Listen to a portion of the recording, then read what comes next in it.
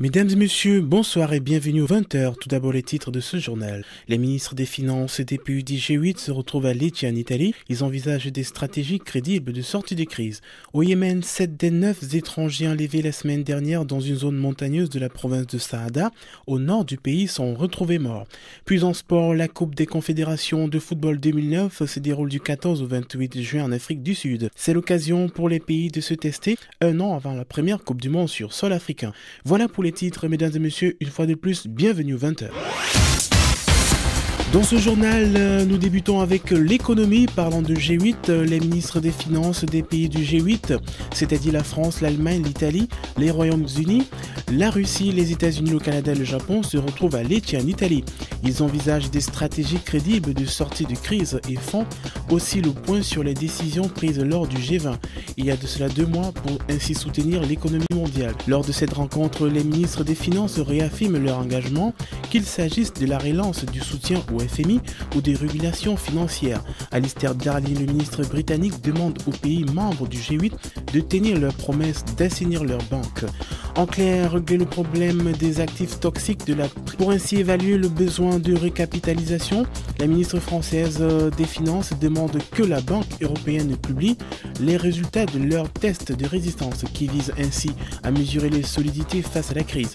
Il faudrait, selon Christine Lagarde, instaurer une action européenne coordonnée. Le FMI a d'ailleurs invité les pays européens à suivre l'exemple des États-Unis où les banques ont déjà publié leurs résultats et dont la foulée se sont récapitalisées, une façon de soutenir la croissance. Le FMI a d'ailleurs invité les pays européens à suivre l'exemple des États-Unis où les banques ont déjà publié leurs résultats et dont la foulée se sont récapitalisées, une façon de soutenir la croissance quand elle reviendra. Autre objectif de ce G8, envisager l'arrêt des mesures de relance dès que la croissance repartira, reprise selon le FMI qui pourrait en 2010 atteindre 2,4% au lieu de 1,9% prévu en avril dernier. Toujours dans ce journal, l'OIT appelle à la mobilisation générale contre la crise de l'emploi.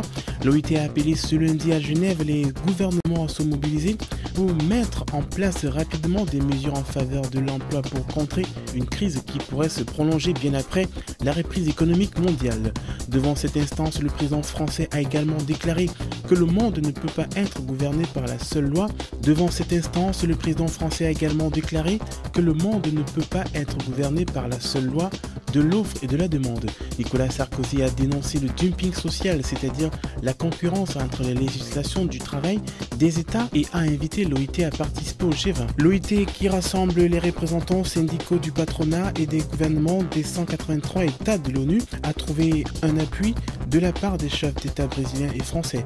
Le président Lula a martelé à la tribune que les responsables de la crise n'étaient pas les pauvres, qu'un nouvel ordre international devait récompenser la production par la spéculation. De son côté, Nicolas Sarkozy a appelé une nouvelle régulation de la mondialisation qui ne serait pas gouvernée par la seule loi de l'offre et de la demande. Toujours dans ce journal, au Yémen, 7 des 9 étrangers enlevés la semaine dernière dans une zone montagneuse de la province du Saada au nord du pays ont été retrouvés morts ce lundi et seuls 2 enfants ont échappé à la tuerie, a déclaré un responsable local de la sécurité.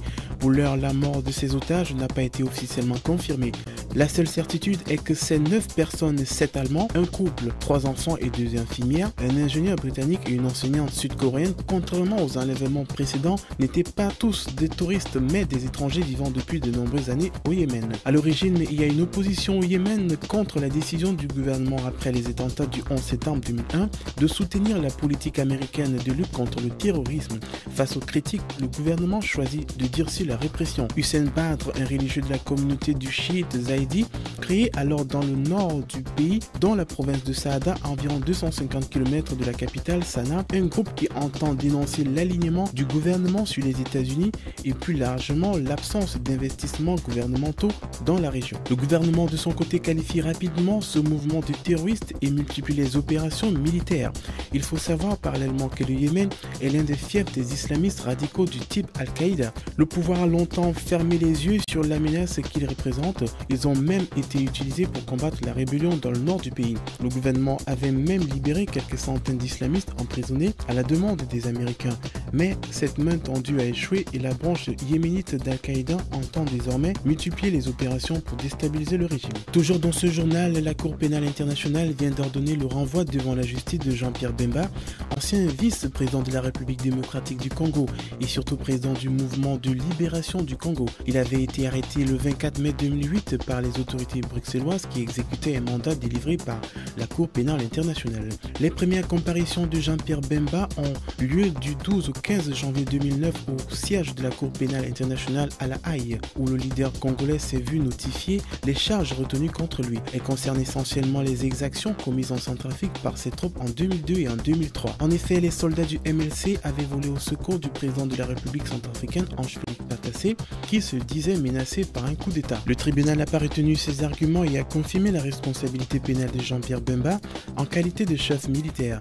Selon les juges, suffisamment de preuves existent et justifient les accusations contre le patron du MLC. Toutefois, sa responsabilité pénale dans les tortures et atteinte à la dignité de la personne a été rejetée.